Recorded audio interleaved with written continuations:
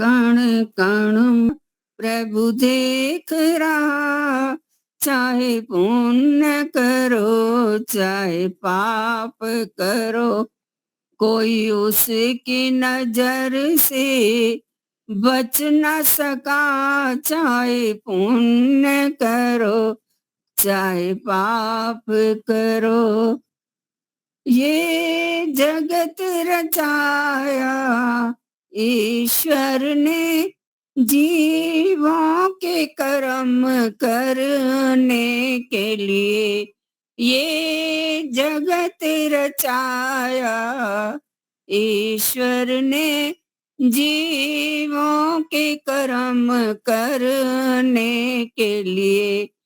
पहले जो किए भरने के लिए, कुछ नए कर्म कोई उसकी नजर से बच ना सका। चाहे पुण्य करो चाहे पाप करो, इस दुनिया में कृत कर्मों फल हरगिज माफ नहीं होता। इस दुनिया में कृत कर्मों का फल हरगिज माफ नहीं होता। जब तक न जहां भुगतान करे, यह दामन साफ नहीं होता। जब तक न जहां भुगतान करे, ये दामन साफ नहीं होता। रहे याद पथिक यह नियम सदा, चाहे पुण्य करो चाहे पाप करो, कोई उसकी नजर से बच ना सका। इस मन को तो इस मन को धीरे धीरे मोड़, तो इस मन को इस मन को तो इस मन को। मन मोड़ा फिर डर नहीं, कोई दूर प्रभु का घर नहीं। धीरे धीरे मोड़ तो इस मन को। मन लोभी मन कपटी मन है चोर, पल पल में कहते आए ओ। कुछ जान ले पहचान ले, होना है अस्थिर नहीं, कोई दूर प्रभु का घर नहीं। धीरे धीरे मोड़ तो इस मन को इस मन को तो इस मन को। जप तप तीरथ सब होते बेकार, जब तक मन में रहते भरे विकार। नादान क्यों बेईमान क्यों, गफलत ऐसे कर नहीं, कोई दूर प्रभु का घर नहीं। धीरे धीरे मोड़ तो इस मन को इस मन को तो इस मन को। जीत लिया मन फिर ईश्वर नहीं दो, जान बूझ कर इंसा क्यों मजबूर। अभ्यास से वैराग्य से कुछ भी है दुष्कर नहीं, कोई दूर प्रभु का घर नहीं। धीरे धीरे मोड़ तो इस मन को इस मन को तो इस मन को। मन मोड़ा फिर डर नहीं, कोई दूर प्रभु का घर नहीं। धीरे धीरे मोड़ तो इस मन को। धन्यवाद सभी का। बहुत ही सुंदर। तो आज के हमारे वक्ता है भाग्येश जी, लकी जी, उनको मैं निमंत्रित करता हूँ प्रारंभ करें।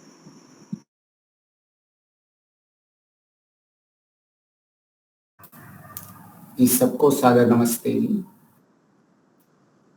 नमस्ते आचार्य जी नमस्ते। नमस्ते जी सबको नमस्ते जी। हमारा विषय क्या चल रहा है, कोई बताएगा? किसी को याद है पिछले सप्ताह से हमारा मुख्य विषय क्या चल रहा है? हाँ जी,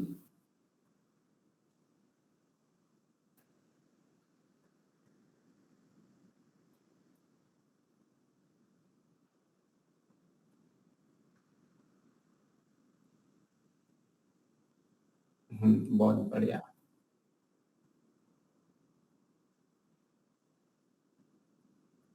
जी बहुत बढ़िया। हमारे जीवन का लक्ष्य प्राप्त जो भी हम करते हैं,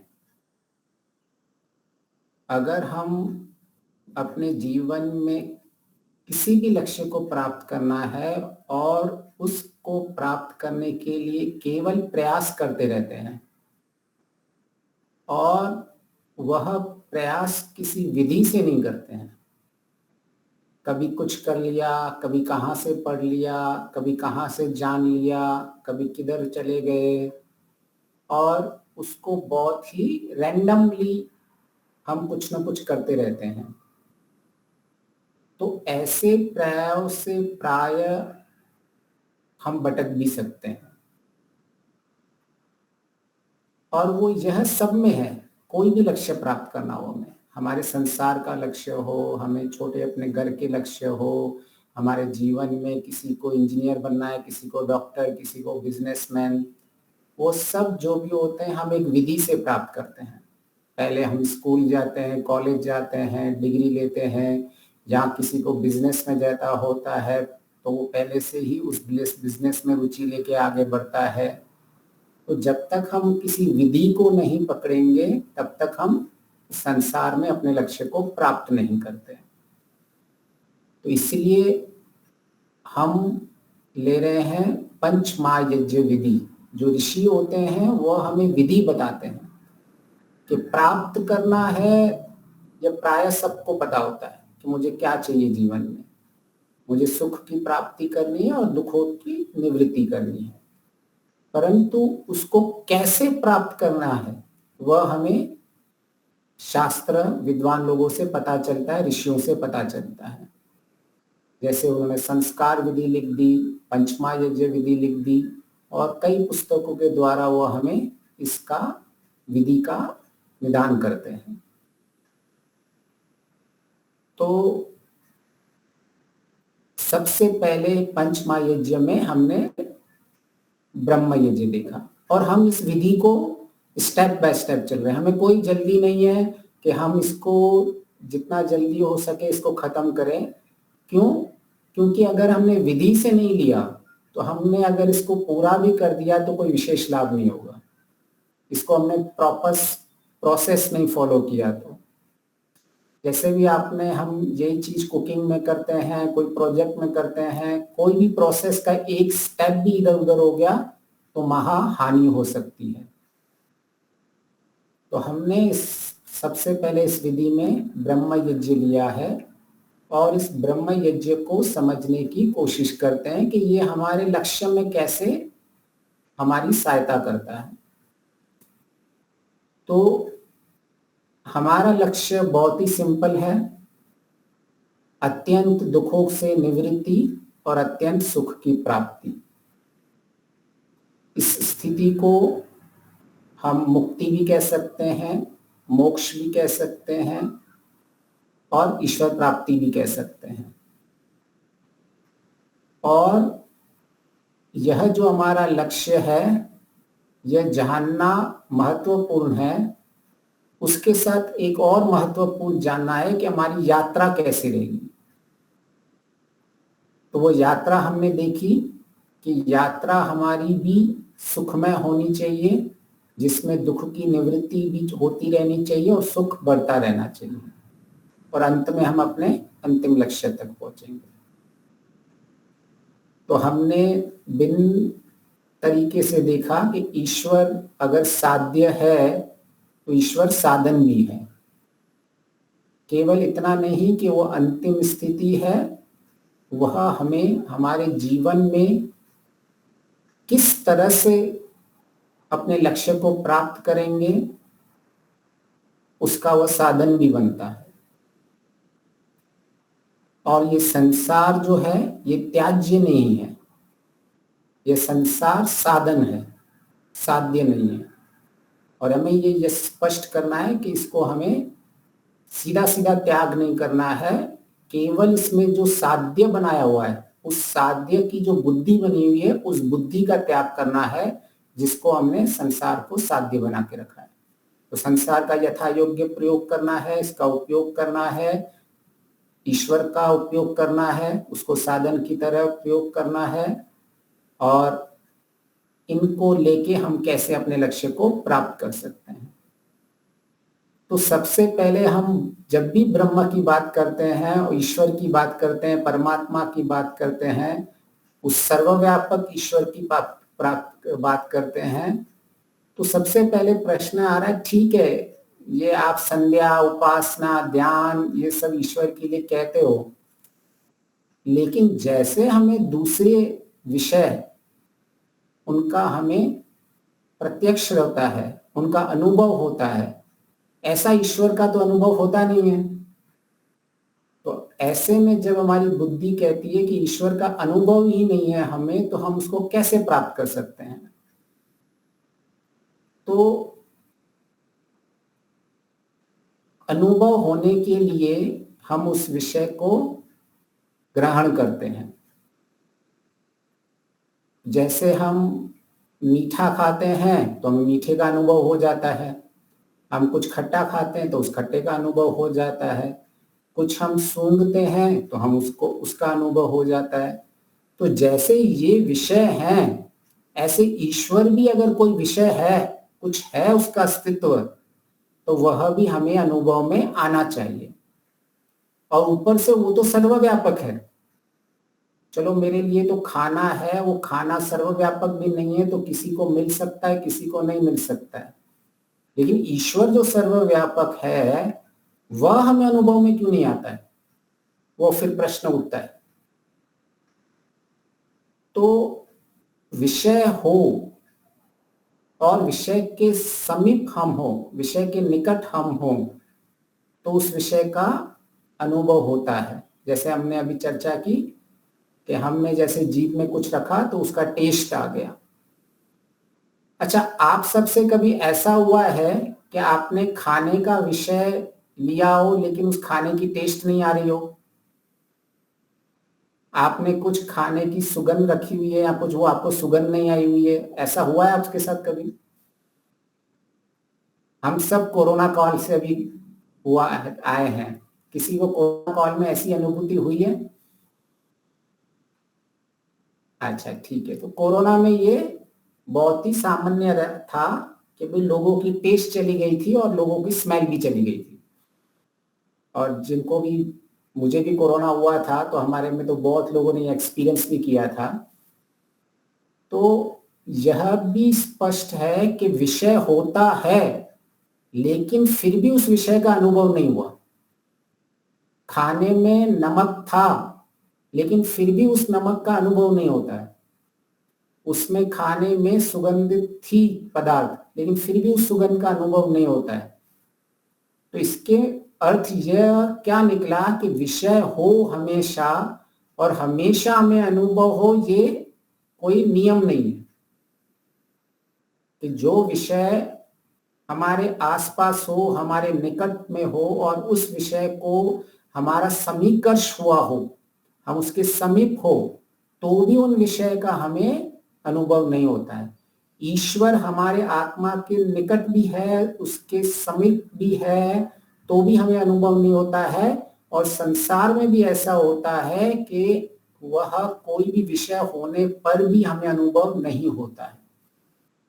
और वो अनुभव क्यों नहीं होता है? जब कोरोना के टाइम पे हमें विषय होने पर भी अनुभव क्यों नहीं हुआ? क्योंकि हमारी इंद्रियां विकृत हो गई, विकार है, विकार हो गया, हमारे इंद्रियों में विकार हो गया। इसका अर्थ यह निकलता है कि विषय हो परंतु हमारे इंद्रियों में विकार हो तो उस विषय का अनुभव नहीं होता है। इसी तरह ईश्वर का विषय हो और हमारे अंतःकरण में विकार हो तो हमें ईश्वर का अनुभव नहीं होता है। या तो कोई अवरोध भी हो सकता है।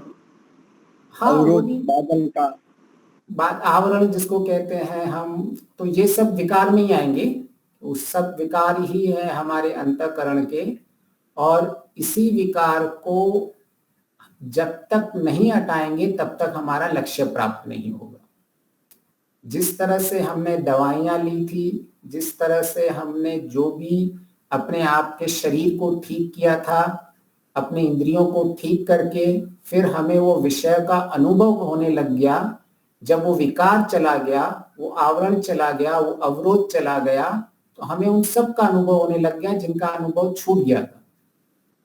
इसी तरह से ही हमारे अंतःकरण में जो अशुद्धता है, अंतःकरण में जो विकार है, वह अंतःकरण में जो क्लेश है, वह जब शुद्ध हो जाते हैं तब हमें ईश्वर का भी अनुभव हो जाता है।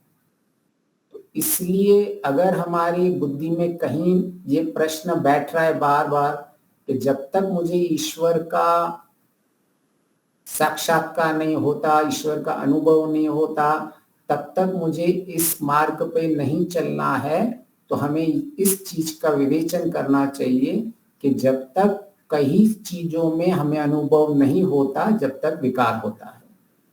तो यह ऐसा भी होता है, 6 प्रकार से होता है। बहुत बड़ी वस्तु हो तो नहीं दिखाई देती, बहुत एकदम समीप हो तो भी नहीं दिखाई देती, बहुत सूक्ष्म हो तो भी नहीं, और अंदर हो तो भी नहीं दिखाई देती। तो ऐसे के कारण बताए हैं दर्शन शास्त्र में।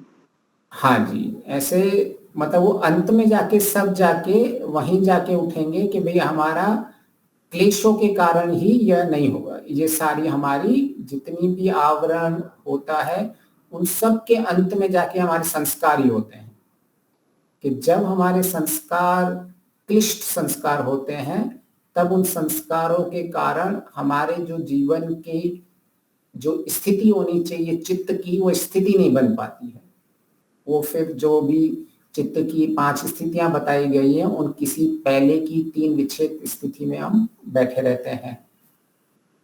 तो हम जब यह स्पष्ट हो जाता है कि मुझे इस संसार में सुख की प्राप्ति करनी है, दुखों की निवृत्ति करनी है, वो भी अत्यंत, तो हम समझ रहे थे कि लक्ष्य तो हमें स्पष्ट है, हमारी यात्रा कैसी होगी और उस यात्रा में ब्रह्म का स्वरूप कैसा होगा, उस यात्रा में हम ब्रह्म के साथ कैसे जुड़े हुए होते हैं। तो हमने अब कुछ 4-5 चीजें जुड़ने के संबंध में चर्चा की थी। कोई बताएगा कि कैसे हम जुड़ते हैं? अब तक क्या क्या क्या थे वो साधन जिससे हम जुड़ते हैं ब्रह्म से?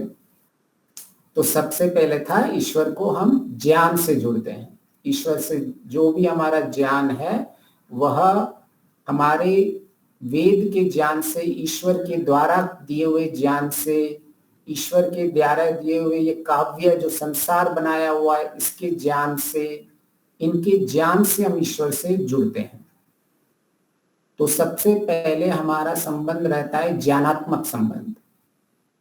एक तो है जो हमारी अंतिम स्थिति होगी, जो प्रत्यक्ष की स्थिति होगी, जिसमें हम ईश्वर के साथ प्रत्यक्ष जुड़ेंगे। दूसरा, अब जब तक हमारी वह स्थिति आती है तब तक ईश्वर ने ये पूरा हमारे लिए व्यवस्था बना के रखी है कि आपको अंतिम स्थिति में तो आनंद ही आनंद मिलेगा, लेकिन जब तक उस स्थिति में पहुंचोगे तब भी मैंने आपके लिए ज्ञान और सुख का प्रबंध करके रखा है। ईश्वर ने पूरा हमारे लिए प्रबंध करके रखा है कि जब तक हम उस स्थिति में जाएंगे तब तक भी हमारे लिए किसी चीज की कठिनाई ही नहीं होगी। परंतु होता क्या है, हम ईश्वर का तो महत्व बहुत जानते हैं, लेकिन ईश्वर के दिए हुए साधनों का महत्व नहीं जानते कि ईश्वर ने जो साधन दिए हुए हैं उनको कैसे उपयोग किया जाए, उनको उपयोग करके कैसे सुख प्राप्त किया जाए और उनसे कैसे हमारी पात्रता बनाई जाए, जिस पात्रता से हमें प्राप्ति होने वाली है। तो ऐसे ही ब्रह्म यज्ञ में हमारे 5, 7, 6 संध्या में साधन होते हैं। किरण ईशव के ईश्वर आप तो रक्षा करते ही हो, ये किरण भी हमारी रक्षा करते हैं, जो सूरज की किरण है, ऐसे ही ना विद्वान है, ऐसे ही पेड़ पौधे, पृथ्वी, विद्युत, वर्षा, ये सारे हमारी रक्षा करते रहते हैं। तो मुख्य यह है कि हम सीधा सीधा ईश्वर की जो इच्छा करते हैं हर चीज में, कि ईश्वर मेरे मुझसे ज्यादा सीधा मुझे ज्ञान हो जाए, ईश्वर का सीधा सीधा मेरा संबंध हो जाए, ईश्वर सीधा सीधा मेरे अंतःकरण में मुझे स्पष्ट हो जाए, परंतु वहां तक पहुंचने के लिए हमारी पात्रता होती ही नहीं है और हमारी लेकिन इच्छाएं हमारी सीधा अंतिम तक होती है। जैसा व्यवहार इस समाज में हम करते हैं वैसा व्यवहार दूसरी आत्माओं से करते हैं, वैसा यथा योग्य हम परमात्मा से व्यवहार करते ही नहीं है। हम परमात्मा को कुछ जादूगर मानते हैं या ऐसा कुछ मानते हैं कि जो सृष्टि क्रम के विरुद्ध काम करता हो, कि बस मैंने प्रार्थना की, मैंने ध्यान किया, अभी परमात्मा बस मुझ पे कृपा कर लेगा। तो परमात्मा पात्रता देखता है, परमात्मा हमारे कर्म फल देखता है, उसके माध्यम से हमको सब कुछ मिलता है। यजुर्वेद में मंत्र आता है जिसका भावार्थ ऐसा है कि विद्वान लोग इस सृष्टि की रचना देखकर और इस सृष्टि की महिमा को जानकर ईश्वर की उपासना करते हैं। इसी तरह हमें भी पथ्य अपथ्य को जानकर हमें पथ्य का सेवन करना चाहिए, अपथ्य का त्याग करके निरोग रह के सुख को पावें। अभी हमें जब सुख पाना है तो ये पुरुषार्थ हमें ही करना पड़ेगा। हम ईश्वर से डायरेक्ट एक्सपेक्टेशन कर देते हैं कि ईश्वर जब प्रार्थना करते तो मुझे निरोगी बना दो, उससे ईश्वर निरोगी नहीं बनाएगा। ईश्वर वेद में क्या कहता है, तुमको मैंने पथ्य और अपथ्य का ज्ञान दिया हुआ है। हमें किसी अवस्था में बैठना नहीं है कि ईश्वर तुम मुझे ज्ञान दोगे तब मैं समझूंगा और तब ही मुझे सुख मिलेगा। ईश्वर ने पहले से ही ज्ञान देके ही रखा है। शरीर का अगर निरोग बनाना है तो पहले से ही आयुर्वेद का ज्ञान देकर रखता है और उसके जैसे कई शास्त्र बताए हुए हैं। अगर मन के रोगों का ज्ञान बताओ तो उसके लिए भी आयुर्वेद तो है ही है। कई सारे ये जितने भी शास्त्र और ऋषि हैं वो सारे मन के रोगों को ही दूर करते हैं। तो यह हमें, और अगर कोई शास्त्र नहीं भी पढ़ता है तो वेद का मंत्र क्या कहता है, विद्वान लोग इस सृष्टि की रचना को समझकर और भिन्न भिन्न प्रकार से यहाँ ईश्वर की महिमा को समझकर जानकर उसकी उपासना करते हैं। तो ईश्वर ने कई तरह के माध्यम दिए हुए हैं पहले से ही। हम उस स्थिति की प्रतीक्षा न करें कि मेरी एक विशिष्ट प्रतीति होगी उसके बाद ही मैं पुरुषार्थ करूंगा। ईश्वर क्या कर रहा है, वेद का मंत्र है कि पहले पथ्य और अपथ्य को जानो, क्या तुम्हारे लिए हितकारी है और न हितकारी है, वो मैंने आपको शास्त्रों में सब दिया हुआ है। उनको जानो, पहले सही सही तरह से समझो, उनको जान के फिर उनका सेवन करो तो आप निरोग होंगे और सुखी होंगे। तो यहां जो हमारी यात्रा में सुख मिलेगा उसका प्रबंध ईश्वर ने पहले से ही करके रखा हुआ है। यात्रा का सुख जो हमें यह आवश्यक है कि हमारा मन भी निरोगी बने और हमारा शरीर भी निरोगी हो, ये हमारी पहले से ही जो एक पात्रता के लिए अनिवार्य चीज है, उसके लिए हमें कोई विशेष, कोई ईश्वर ने किसी चीज से वंचित नहीं रखा हुआ है। ईश्वर ने कहा हुआ है ये ज्ञान मैंने आपको दिया हुआ है, इस ज्ञान से आप सुख पाए। अभी ये ईश्वर जो हमें इस मंत्र के द्वारा जो हमारी सहायता कर रहा है, यह है ईश्वर की सहायता। यह है ईश्वर को जब हम कहते हैं कि ईश्वर हमारी कैसे सहायता करता है, तो ईश्वर हमारी इन मंत्रों के द्वारा ऐसे ज्ञान देके सहायता करता है। नहीं तो कई बार हमें प्रश्न होता है कि ईश्वर कब, मुझे पता ही नहीं चलता ईश्वर कब सहायता कर देता है। तो ईश्वर ने सबसे पहले सहायता की व्यवस्था बना के रखी हुई है सारी की सारी, कि मेरे बच्चों को मेरे लिए जो काम कर रहे हैं उनको ज्यादा से ज्यादा पुरुषार्थ, कम से कम पुरुषार्थ वो ज्ञान मिल जाए। और वो ज्ञान को जब हम उपलब्धि होती है हमें उस ज्ञान की, और उस ज्ञान को जो हम अपने जीवन में उतारते हैं, तो हमारे जीवन में सुख में ही सुख हो जाता है। तो ईश्वर के हम माध्यम को समझे अच्छी तरह से, क्योंकि ईश्वर अगर सीधा सीधा देने लग गया किसी चीज के लिए तो हम पुरुषार्थहीन हो जाएंगे। ईश्वर अपने बच्चों का नुकसान कभी नहीं चाहेगा कि मेरे बच्चे ऐसे ही आलस्य प्रमाद में बैठे रहें, वो प्रार्थना करते रहें और मैं उनकी प्रार्थना पूरी करता रहूं।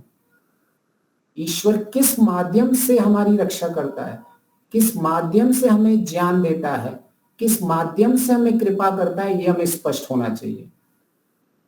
फिर वेद का मंत्र आता है कि ईश्वर हमारी बुद्धि में, जब हम ज्ञान के द्वारा और धर्म के द्वारा हमारी बुद्धि से हम सुख को प्राप्त करते हैं। तो जब हम कहते हैं कि ईश्वर मेरे बुद्धि में ज्ञान दो और मैं धर्म का पालन करूं, तो हमें ये पता है कि मैं इसके लिए पुरुषार्थ करूंगा, और वो धर्म का ज्ञान ईश्वर ने दिया हुआ है। और फिर कहता है आप सुख पाओ। तो सुख पाने की यात्रा की जो विधि बताई गई है वह बहुत ही हमारे लिए सरल है। हमने उसको बहुत जटिल बना दिया अपनी बुद्धि में, ईश्वर को बहुत जटिल बना दिया है। ईश्वर तो बहुत ऐसी चीज है, पता नहीं किसको मिलता होगा, नहीं मिलता होगा। ईश्वर के साथ संबंध बनाने के लिए ज्ञानात्मक संबंध होता है, वो आप कभी भी बना सकते हो। तो जब हम ईश्वर के साथ ज्ञानात्मक संबंध बनाते हैं, जब हम उनका ज्ञान लेते हैं, और उस ज्ञान में हमें दोनों चीजें पता होती है कि विहित कर्म क्या है और निषेध कर्म क्या है, जब हम उनका सेवन करते हैं। वेद का मंत्र क्या है? जो तुमको पथ्य है उनका उपयोग करके निरोग हो जाओ, तब तुम सुख की प्राप्ति करोगे। तो ईश्वर ने ये पूरा का पूरा हमारे लिए रास्ता खोल के रखा है कि ऐसा ऐसा करो तो तुमको सुख प्राप्ति होती जाएगी। तो ये जो निर्देशन चल रहा है वो लगातार चल रहा है ईश्वर का। वो हर किसी भी जो भी हमारी परिस्थितियां होती हैं उनका मूल वहां दिया हुआ है। लेकिन हम क्या करते हैं, हम किसी विशेष स्थिति के लिए बैठे रहते हैं कि मेरे ध्यान में तो मेरी अभी तक लग रहा ही नहीं है, मुझे तो ईश्वर पे श्रद्धा ही नहीं हो रही है, ईश्वर पे विश्वास ही नहीं हो रहा है, ईश्वर का साक्षात्कार ही नहीं हो रहा है। सीधा हम उस स्थिति में पहुंचना चाहते हैं। तो हम व्यवहारिक बने, प्रैक्टिकल बने।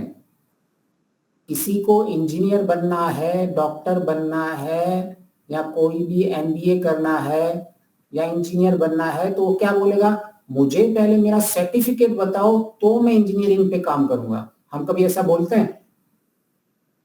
लेकिन ईश्वर के साथ क्यों ऐसा व्यवहार करते हैं? ईश्वर तू पहले मेरे साथ बन तभी मैं तेरी साधना करूंगा। लेकिन हम दूसरी आत्माओं के साथ तो ऐसा व्यवहार करते नहीं है कि नहीं नहीं नहीं नहीं, पहले तुम मुझे ये है ना 1 लाख रुपए का सामान दे दो, उसके बाद मैं सोचूंगा, सामान बताओ, सामान को मैं यूज करके देखूं, फिर मैं आपके लिए इसके लिए पुरुषार्थ करूंगा और फिर आपसे खरीदना। कोई ऐसे आपको हाथ करने मिलेगा? मैं सामान को कोई हाथ भी नहीं लगाने देगा। प्रयोग करना तो दूसरी की बात। आप महंगी महंगी परफ्यूम्स में लेके जाने जाओगे और बोलोगे मैं थोड़े दिन के लिए यूज करना चाहता हूं, बोले दूर से देखो। तो हमें ये स्पष्ट होना चाहिए कि जैसा हम व्यवहार हम दूसरे लोगों आत्माओं के साथ करते हैं, ईश्वर के साथ भी वैसा ही व्यवहार करना है। जो उसने पात्रता बनाई हुई है, हम पात्रता पे काम करें। जैसे हमने इंजीनियरिंग की डिग्री, डॉक्टर की डिग्री या स्कूल में मेहनत करने के बाद जब हमारे नाम का सर्टिफिकेट मिल जाता है तो हमारा लंबा पुरुषार्थ होता है, उसके बाद हमारे नाम का सर्टिफिकेट भी मिल जाएगा। इसी तरह से जब हमारा पुरुषार्थ, पहले कभी कुछ नहीं मिलता, ऐसा संसार में नियम ही नहीं है कि पहले वस्तु की प्राप्ति फिर पुरुषार्थ, ऐसा कहीं भी नियम नहीं है। पहले नियम ऐसा ही आएगा कि पहले पुरुषार्थ करो, और जब तक हमें उस पुरुषार्थ का, जब हमें पूरा का पूरा रिजल्ट पड़ता है तब तक हम श्रद्धा बनाए रखते हैं। हमारी स्कूल के प्रिंसिपल के पास, स्कूल की टीचरों पर पूरी श्रद्धा होती है कि अंत में मुझे आगे जाने का यह अवसर देंगे, ये मुझे सर्टिफिकेट देंगे कि मैं अभी किस स्थिति में जा रहा हूं, कौन से आगे बढ़ रहा हूं। हमें कभी भी ऐसे नहीं लगता है कि भाई हमें जो पुरुषार्थ कर रहे हैं उसका फल नहीं मिलने वाला है। लेकिन पता नहीं क्यों जैसे ही ईश्वर आ जाता है हमारे, हम नॉर्मल भी एक्सपेक्टेशन से दूर हो जाते हैं। हमको कभी कभी लगता है ईश्वर जैसे वो बच्चों की कहानियों में अलादीन का जिन होता है ना, ईश्वर हमारे लिए ऐसे है जिसके कोई नियम नहीं है, कोई न्यायकारी नहीं है, वो अपनी न्याय व्यवस्था के साथ चलता है। उसको कोई दर्शन देने में कोई प्रॉब्लम नहीं है, उसको कोई साक्षात्कार करवाने में भी प्रॉब्लम नहीं है। उसका मेन मुख्य लक्ष्य है कि आप पात्रता बनो और ले जाओ जो भी कुछ चाहिए आपको। तो इसलिए हमारा मुख्य प्रयत्न पात्रता पे होना चाहिए, और हमारी लक्ष्य तो मिलेगा ही मिलेगा। तो जैसे हमने पहले समझा कि भाई सबसे पहले हमारी ईश्वर से ज्ञान का संबंध होता है। हम वेद के ज्ञान के द्वारा ईश्वर के साथ संबंध बनाते हैं। वेद कृत जितने भी शास्त्र हैं उसके द्वारा हम ईश्वर के साथ संबंध बनाते हैं। उसको भी एक आप संबंध मानो, उसको नेग्लेक्ट मत न करो। जब भी अभी आप ये वेद का प्रस्तुति सुन रहे हो, तो ये जो प्रस्तुति सुन रहे हो ये मेरे खुद की नहीं बनी हुई है, ये ज्ञान मेरा खुद का नहीं है, ये ज्ञान ईश्वरीय ही ज्ञान है जो आपको सबको मिल रहा है। तो हम क्यों इस ज्ञान को नेग्लेक्ट कर देते हैं? हाँ जी, आपके प्रश्न पे भी आएंगे। तो उस क्या ज्ञान को हम खुद क्यों नेग्लेक्ट कर देते हैं? तो इस तरह से जब तक ईश्वर के साथ प्रत्यक्ष नहीं होता है, हम ईश्वर के साथ परोक्ष संबंध बना के रखते हैं। हाँ जी, अपना प्रश्न पूछिए जी। प्रश्न नहीं है आचार्य जी, बस यही है कि अगर हम लोग ईश्वर के एक न्यायकारी गुण पे विश्वास करें, तो आपने जैसे कहा पात्रता बनेगी, तो निश्चित रूप से दर्शन देंगे, निश्चित रूप से आपका कार्य सिद्ध करेंगे। तो अगर हम लोग न्यायकारी मानते हैं तो हमने पात्रता बना ली, तो वो अगर नहीं देगा तो अन्यायकारी सिद्ध हो जाएगा। वो तो हम लोग विश्वास है ही न्यायकारी है। जी जी जी जी जी जी, वह एक विश्वास, उसमें आगे हम चलेंगे कि उस विश्वास की कसौटी क्या है, उसमें भी हम धीरे धीरे चलेंगे कि विश्वास किसको विश्वास कहते हैं। एक होता है शब्दों में मानना, और एक होता है वास्तविक विश्वास होना। ये दोनों भिन्न भिन्न बातें हैं। तो इसको हम आगे लेके चलेंगे। आपने बहुत अच्छा पॉइंट आउट किया। ये इसको हम और भी इस चर्चा को विस्तार चर्चा भी करेंगे, और इसको कैसे करेंगे कि ईश्वर न्यायकारी है और कैसे हमारे जीवन में अंतर पड़ता है, और उस अंतर पड़ने से हमारा सुख कैसे बढ़ता है, उसको भी हम समझेंगे जो हमने समझा था। तो पहले हो गया ईश्वर से वेद का ज्ञान संबंध, ठीक है, बहुत ही सिंपल है। धर्म का पालन करो, अधर्म को छोड़ दो, ठीक है। और हमें ये भी शास्त्रों में स्पष्ट मिलता है कि सुख जो है, धर्म ही सुख का मूल है। तो आपका सुख तो स्टार्ट हो गया। तो अभी हमें कोई कंप्लेन नहीं होनी चाहिए ईश्वर से। जहाँ ईश्वर से संबंध बना, ईश्वर का सुख स्टार्ट हो गया। आपकी अंतिम स्थिति तो यही आने वाली है ना कि ज्ञान ईश्वर से और ईश्वर का आनंद। तो जहां आपको ईश्वर ने ज्ञान पहले से दे रखा हुआ है, आपने उसका प्रयोग किया और आपका सुख भी उत्पन्न हो गया। तो जो आपकी स्थिति, अंतिम स्थिति आने वाली है, उसका एक क्षण भी, एक जो हिस्सा है आपको प्राप्त हो गया। कि जो आपकी अंतिम स्थिति आने वाली थी, ज्ञान और आनंद प्राप्त होने वाला था, यहां ईश्वर के परोक्ष से वो प्राप्त हो गया और अंत में आपको ईश्वर के प्रत्यक्ष से प्राप्त होगा। ठीक है, अभी इसको और विस्तार से देखेंगे तो दूसरा आता है ईश्वर पर श्रद्धा। तो जब हमें ये ईश्वर पर श्रद्धा होती है कि वही हमारा रक्षक है, वही हमारा पालक है, तो फिर से हमारे जीवन में सुख बढ़ने लग जाता है। क्यों? क्योंकि जब जब हम ईश्वर को न्यायकारी मानते हैं तब तब हमें ये स्पष्ट हो जाता है कि मैं जो अपने कर्म कर रहा हूं, मेरा सारी की सारी जो एनर्जी, टाइम और वेस्ट जो हो रहा है वो कर्म के फल के प्रति आसक्ति में हो रहा है। हम जितना भी संसार में कर्म करते हैं उसके फल के प्रति हमारा राग जुड़ा रहता है और वह राग जो है उसके कारण हमसे सबसे ज्यादा दुख उत्पन्न उनके कारण होता है। अगर हम वास्तविक में ईश्वर को न्यायकारी मानते हैं तो हम हमारा जो कर्म कर रहे हैं उसके फल के प्रति आसक्ति नहीं होनी चाहिए, राग कभी नहीं होना चाहिए।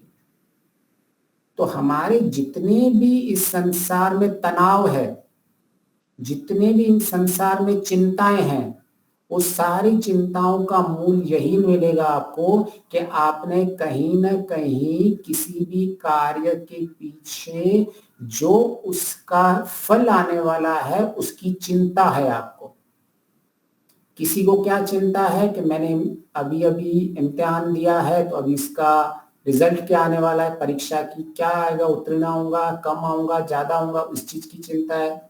किसी को लग रहा है कि मेरे बच्चे अभी पढ़ेंगे, आगे क्या करेंगे, उनका फ्यूचर क्या होगा। किसी को चिंता है मेरी नौकरी का क्या होगा। किसी को चिंता है कि भाई मैंने जो खेत में काम किया है अभी मेरे उसके फल का क्या होगा। हमारी सारी की सारी जो टेंशन्स हैं, जो हमारे स्ट्रेस हैं, जो हमारे तनाव है, जो हमारी जितने भी ये विकार का सबसे मुख्य कारण यही रहता है कि हम फल के प्रति आसक्त हो जाते हैं कि मुझे फल इतना मिलना चाहिए, मुझे फल अभी मिलना चाहिए और मुझे ये फल कैसे मिलना चाहिए, इसके पीछे ही हम लगे रहते हैं। इसके कारण हमारे सारे दुख उत्पन्न होते हैं। इसका मतलब जिसने वास्तव में ईश्वर की श्रद्धा अभी रखी हुई है, ईश्वर की शरण में अभी गया हुआ है, उसको ये तनाव कभी परेशान नहीं करते हैं। उसको कभी एंजाइटी आप नहीं सुनोगे, उसको कभी चिंताएं नहीं सताएंगी। क्यों? क्योंकि वो वास्तविक में ईश्वर को न्यायकारी मान रहा है। अगर आपके जीवन में सुख बढ़ रहा है और आपके जीवन में ईश्वर के न्यायकारी मानने से चिंताएं कम हो रही हैं, तो इसका मतलब हम ईश्वर को न्यायकारी वास्तव में मानते हैं। और वैसा शरण इधर आया आपका और इधर आपको सारे दुखों से हटते गया। ये सारे जो जितने भी आज संसार में आप देखोगे तो आप देखोगे अभी एक्चुअली साइकोलॉजिस्ट और बढ़ गए हैं। आइडियली जो ब्रेन के जो डॉक्टर हैं वो बहुत ज्यादा बढ़ गए भी हैं, अच्छी सुविधाएं भी हैं, लेकिन तनाव भी बढ़ रहा है, पेशेंट भी बढ़ रहे हैं, लोग भी तनावग्रस्त ज्यादा हो रहे हैं। पहले डॉक्टर भी कम थे लेकिन तनावग्रस्त भी कम थे। आज डॉक्टर बढ़ भी रहे हैं तो भी तनाव भी संसार में कम नहीं हो रहा है। उसका कारण यही है कि हमने जो ईश्वर के प्रति जो हमारी श्रद्धा बनी रहती थी पहले लोगों में, आज वो नहीं बन रही है। और जितनी जितनी नहीं बनेगी उतना उतना तनाव उसके जीवन में बढ़ता जाएगा। ये साइकोलॉजी इफेक्ट है। हाँ जी, बोलिए जी। इसका हाँ, तो वो जो उसका कारण है, अगर हमें ईश्वर का सही सही प्रभु कर्म फल सिस्टम पता है तो वो परिणाम है, वो फल नहीं है। कर्म फल से उसकी चीज जुड़ी नहीं हुई है, वह दूसरों के दिए हुए कारणों का, कार्यों का परिणाम है हमारे ऊपर। तो हम जो दुखी होते हैं, हम उसमें ईश्वर का कोई हाथ नहीं रहता। अगर हमारे पास ज्ञान है कि लोग स्वतंत्र हैं, लोग अधर्म करने के लिए भी स्वतंत्र हैं। मैं अपनी रक्षा कैसे कर सकता हूं, मुझे ये स्पष्ट होना चाहिए। तो जब हमें यह स्पष्ट होता है कि सामने वाला तो स्वतंत्र है, तो हमें कोई बड़ा कुछ ज्यादा लगता ही नहीं है कि भाई अधर्म है संसार में। वेद का तो मंत्र क्या कहता है, यजुर्वेद के 40वें अध्याय का दूसरा पूर्णमदम वाला, कि ईश्वर संपूर्ण है और उसकी बनाई हुई सृष्टि भी कंप्लीट ही है। वेद का मंत्र बोलता है ना। तो ईश्वर इस संसार में जो भी कुछ हो रहा है उसकी संपूर्णता किस तरह से हो रही है, वरना कोई भी बोल सकता है ना इतना अधर्म है तो तुम अपने ईश्वर को संपूर्ण कैसे बोल रहे हो, पूर्ण कैसे बोल रहे हो। इतनी लड़ाइयां चल रही है, Ukraine, Russia, Iraq, Israel, Pakistan, India, आप बोल रहे हो ईश्वर ने तो पूर्ण संसार बनाया, कोई भी बोल सकता है। लेकिन पूर्णता का अर्थ क्या है? पूर्णता का अर्थ यह है कि ये जो संसार के बनाने का प्रयोजन है वो प्रयोजन उसका पूर्ण है, कि यह संसार में जब जब ऐसी अधर्म की स्थितियां आती हैं, जब जब ऐसी स्थितियां होंगी तभी तो आपके अंदर वैराग्य उत्पन्न होगा। नहीं तो आप तो यहीं बैठे रहोगे, अरे वाह वाह वाह, कोई लड़ाई नहीं है, कोई झगड़े नहीं, हम तो मस्ती से बैठे हो, बस हमें कहीं जाने की जरूरत ही नहीं है। तो ये संसार डिजाइन ही ऐसा किया हुआ है कि विपरीत परिस्थितियां आपके सामने आएंगी आएंगी। वार को छोड़ो, दुष्टों को छोड़ो, आपकी फैमिली के अंदर ही विपरीत परिस्थितियां आएंगी, आपके और पड़ोसियों के बीच में ही विपरीत परिस्थितियां आएंगी, आप जहां काम करते हो वहीं प्रतिकूलताएं आएंगी। सिस्टम ही पूरा ऐसे डिजाइन किया हुआ है। इसका पर्पस ये है, इसका प्रयोजन ये है कि आपकी उन्नति हो, कि आप कैसे ऐसी परिस्थितियों में, विपरीत परिस्थितियों में अपने अंतःकरण में निरुपद्रव बनाए रखे बैठे हो, अपने क्लेशों को तनु कर रहे हो, अपने क्लेशों को दग्ध बीज कर रहे हो, विपरीत परिस्थितियां होते हुए भी।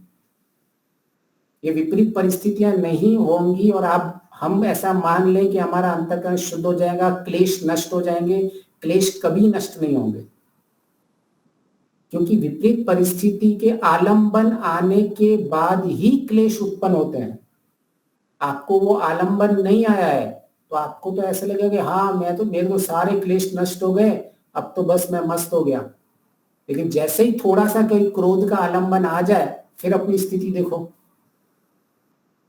तो हमें उस आलंबन के प्रति कृतज्ञता होनी चाहिए ना, जो हमें क्रोध दिला रहा है। नहीं आती है, नहीं, उस पर तो गुस्सा आता है। तो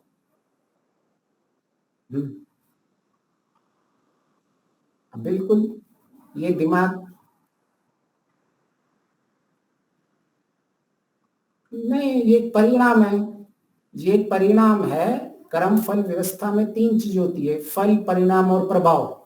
अभी आपके ऊपर वो प्रभाव है, उनके ऊपर परिणाम था। अभी यहाँ कहीं भी कर्म फल सिस्टम बीच में नहीं आता है। अभी आप जो जिस दुख को झेल रही हो वो प्रभाव के कारण हो रही हो, और जिन लोग उस फ्लाइट में सवार थे वो उसका परिणाम भुगत रहे थे। तो हमें ये जब ज्ञान, शुद्ध ज्ञान हो जाता है तो हमें यह चीजें परेशान नहीं करती हैं। हमें तो इसमें से प्रेरणा मिलती है कि ये संसार ऐसा ही है, तो हम और इस संसार के प्रति जागृत हो जाते हैं। यह तो उल्टा हमें और भी हमारी ऐसी ऐसी जो घटनाएं संसार में, ये नहीं जो चलती रहेंगी, यह हमें बता रही है कि ये संसार परिवर्तनशील है और हम इस संसार में, हमारे पास कभी भी कुछ भी हो सकता है, हमें ज्यादा समय नहीं है।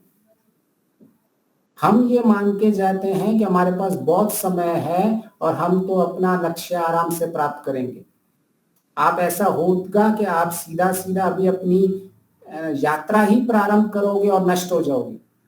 आप मैस में बैठ के खाना खाते होंगे और आप नष्ट हो जाओगे। आप कश्मीर की वादियों में बैठकर घूमते होंगे, आपकी गोलियां चल जाएंगी। आप क्रिकेट के मैदान के ऊपर सब इकट्ठा होंगे, कोई खुशियां मना रहा होगा और कोई 10-11 लोग उसके बाहर मर जाएंगे।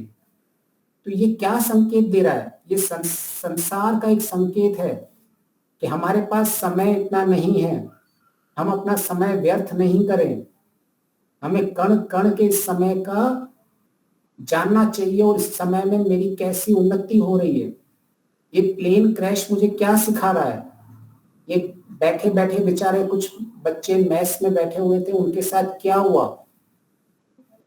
तो जिनका विज्ञान शुद्ध है वो ठीक है, जिनके साथ ऐसा हुआ उनकी क्षतिपूर्ति हो जाएगी। जिनके जीवन में अभी कुछ मिलने वाला था उनको सबको मिल जाएगा। ईश्वर की तरफ से किसी के साथ अन्याय नहीं होगा।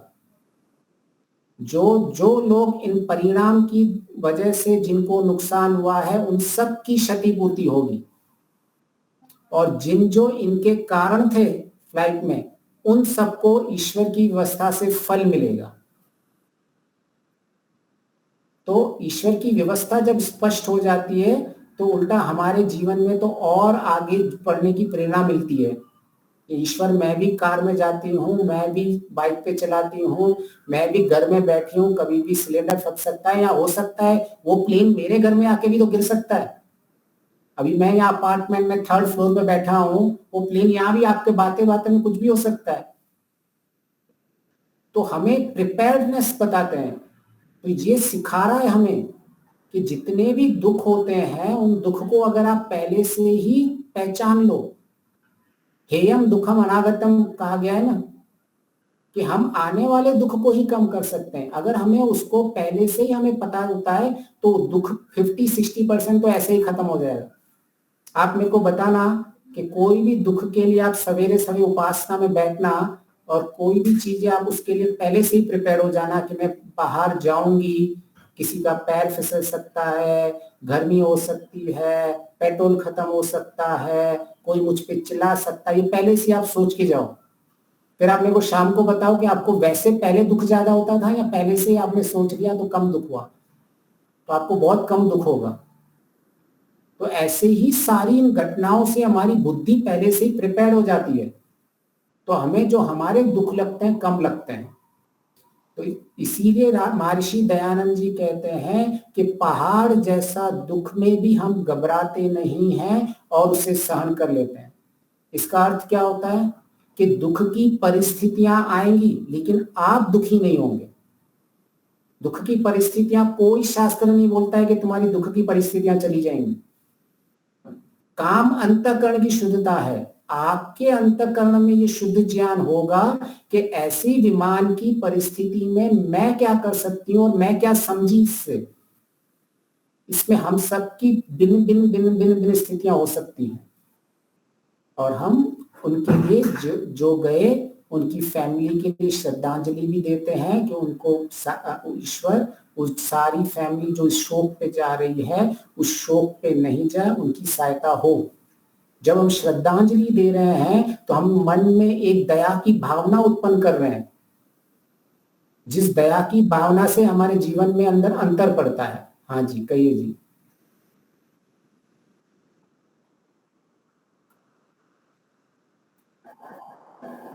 हाँ जी, हाँ जी, हाँ जी।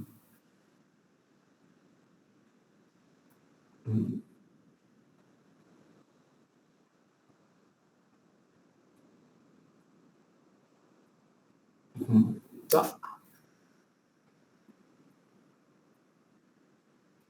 ठीक है,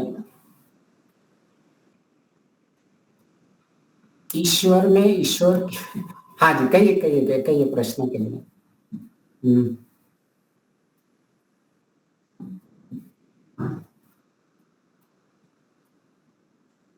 जी मैं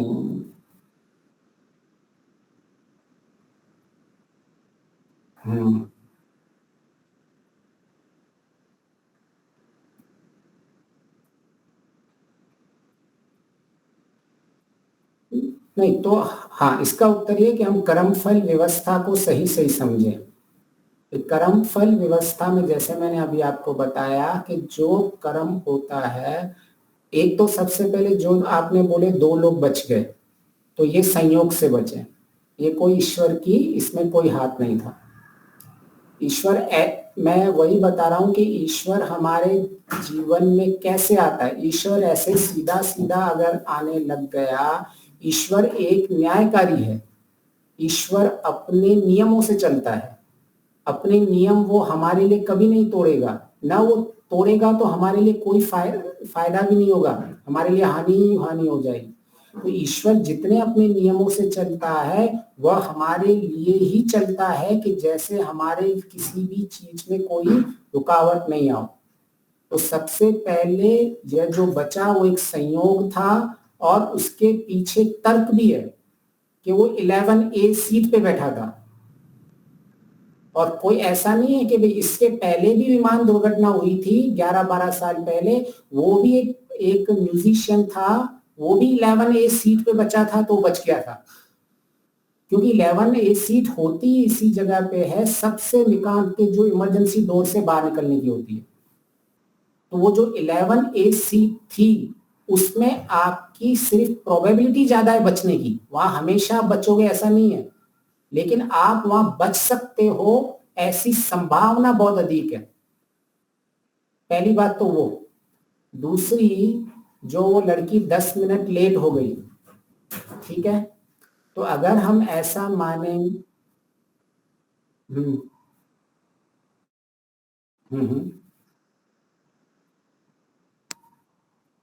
हम्म हम्म हम्म, बिल्कुल। तो तो अभी लोगों को लेट जाने का बहाना मिल जाएगा ऐसा कि भाई चलो। हाँ हाँ, ये देखो, शुद्ध ज्ञान नहीं होगा तो ये सब जगह ऐसे प्रश्न उठेंगे।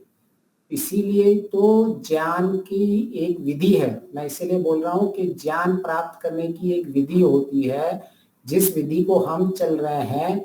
उसके बाद ज्ञान की एक मुख्य विधि होती है कि पहले श्रवण, फिर चिंतन मनन, फिर निधिध्यासन, फिर साक्षात्कार। तो अगर आप चिंतन मनन करोगे तो आप कर्म फल व्यवस्था में जब देखोगे कि फल क्या होता है, परिणाम क्या होता है और प्रभाव क्या होता है, तो अभी मैंने जैसे बताया कि आपके ऊपर प्रभाव हुआ है उस चीज का। जो उस हवाई जहाज में बैठे थे किसी के गलती का वो परिणाम थे। अदर कोई अभी ब्लैक बॉक्स खुला नहीं है, हम सबको पता नहीं है कि ऐसा सुनाई में दो रहा है कि भाई इसको मेंटेनेंस चाहना था लेकिन नहीं किया। जिन जिन अधिकारियों को ये मेंटेनेंस का अगर ऐसा है तो उनको ये कर्म का फल होगा। जो वहां यात्री थे उनको कर्म का परिणाम, और आपको कर्म का प्रभाव। तो जिनको ये ये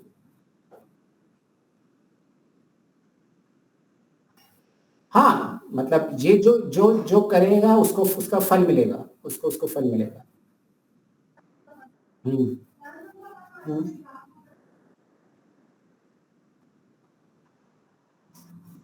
हाँ ठीक है। तो हमें ये प्रश्न आता,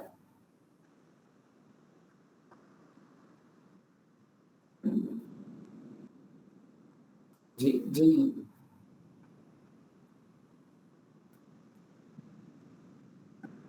ठीक है।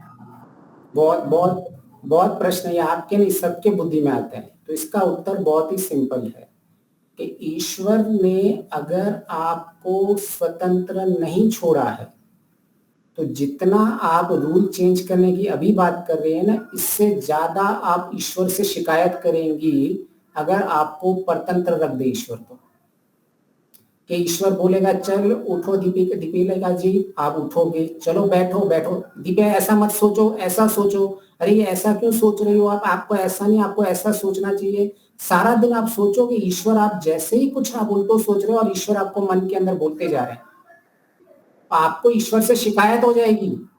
आपको लिटरली ईश्वर से शिकायत हो, ईश्वर आप मेरे बीच में मत आओ, मेरी स्वतंत्रता को आप खंडित मत करो, मैं अपना कर्म कर रही हूँ, आपको फल देना है, मुझे आप फल दे देना। लेकिन मैं बीच बीच में जो काम करती जा रही हूँ, हर बार आप मेरे को टोकते जाते हो, टोकते जाते हो, टोकते जाते हो। तो ईश्वर बेचारा क्या, ईश्वर पर हाँ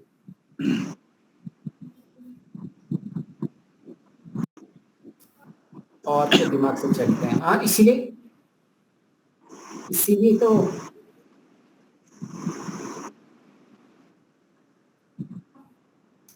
बिल्कुल बिल्कुल।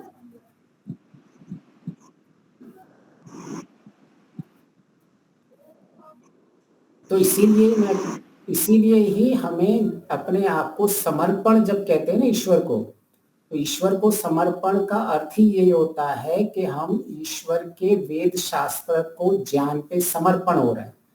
शास्त्र का अर्थ क्या होता है? शास्त्र 2 शब्दों से बना हुआ है, शास्त्र धातु और त्र प्रत्यय से बना हुआ है। शास्त्र का अर्थ होता है, 2 अर्थ निकलते हैं, एक कमांडिंग करना और दूसरा ज्ञान देना। त्र जो दिया जा रहा है।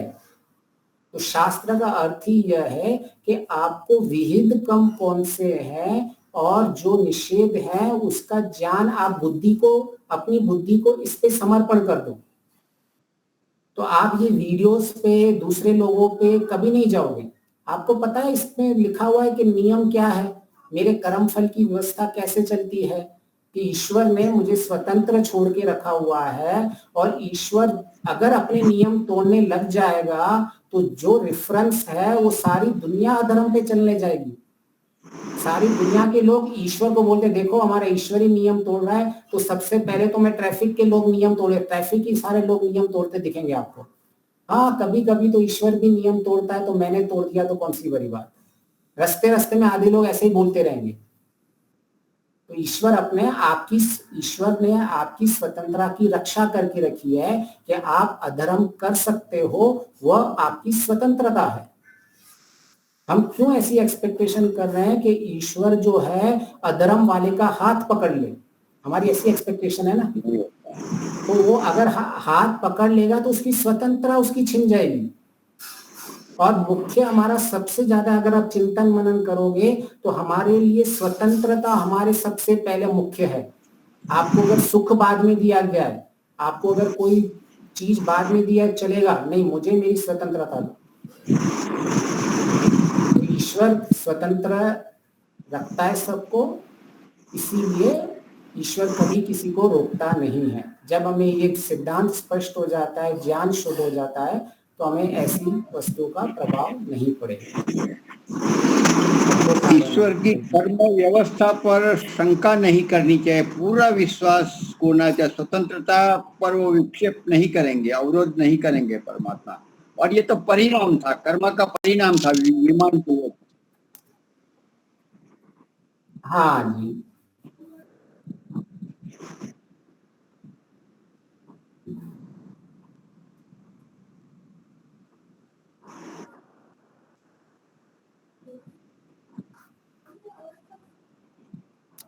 हाँ। तो अभी आप सिंपल कर दिया करो, इसी जीवन में जैसे जी रहे हो वैसे ही परमात्मा के साथ सोचने लग जाओ।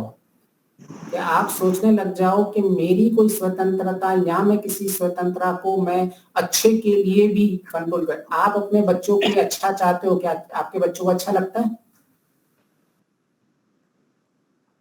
हम सब नहीं लगता है ना। हम दिन रात अपने बच्चों को बोलते रहते नहीं आपके लिए ये चॉकलेट खाना गलत है, उसको तो चॉकलेट ही चाहिए। तो वो तो किसी भी स्वतंत्रता में आप रखोगे तो किसी को पसंद नहीं है कि उसकी स्वतंत्रता में कोई होंगे। तो ईश्वर बिल्कुल न्यायकारी और किसी की स्वतंत्रता में कभी हस्तक्षेप नहीं करता है। लेकिन हाँ, आप फल से बच नहीं सकते।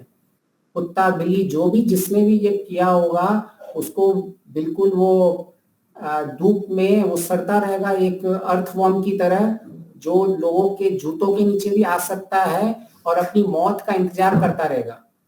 ऐसा फल मिलेगा उसको, मतलब ऐसे फल मिल सकता है कि वो ऐसे धूप में ऐसा बैठा होगा और उसको आधा मरा हुआ है किसी आधे जूते से, और आधे जब तक सूरज चलेगा धूप में तब तक वो अपनी मौत का इंतजार कर रही। इससे भी मतलब बुरी मौत है। एक चमगादड़ की मौत देखी कि उसको बच्चा पैदा हुआ वो चमगादड़ का, और उसको चींटियां खा गई सारी रात में।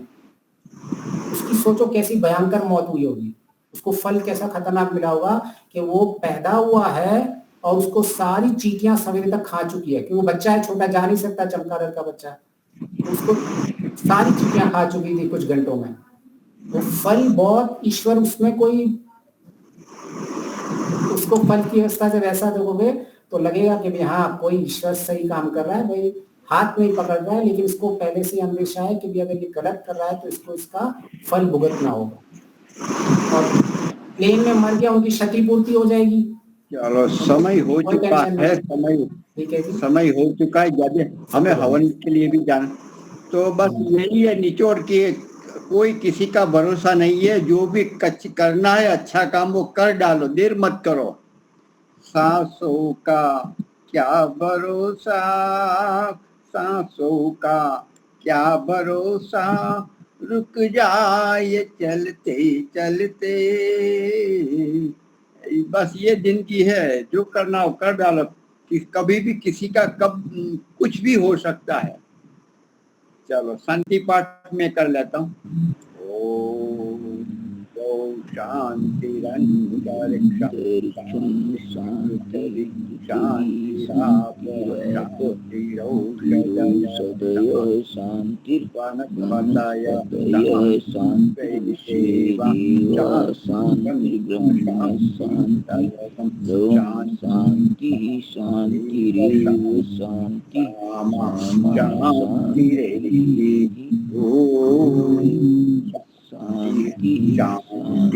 शांति। हाजी जय घोष करवाइए। जो बोले सो अभय। सत्य सनातन वैदिक धर्म की जय हो। मर्यादा पुरुषोत्तम भगवान राम की।